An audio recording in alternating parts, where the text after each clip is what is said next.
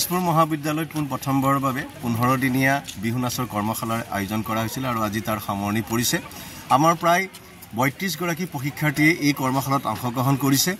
অহা 10 এপ্ৰিল তাৰিখে তেজপুৰ মহাবিদ্যালয়ৰ সৌজন্যত প্ৰাক ৰঙালী মহোৎসৱৰ আয়োজন কৰা হৈছে আৰু লগতে এইবাৰ এটা নতুন সংযোজন যে আমি দুদিনীয়া কাৰ্যসূচীৰে বিহু মেলাৰ আয়োজন কৰিছোঁ, য'ত আমাৰ ছাত্ৰ ছাত্ৰীসকলে বিহুৰ পিঠাপনা আৰু কাপোৰ কানিৰ ষ্টল দিব। আমি সকলো ৰাইজৰ সহায় সহযোগিতা আমি এই সুযোগতে আপোনালোকৰ পৰা কামনা কৰিছোঁ। ধন্যবাদ।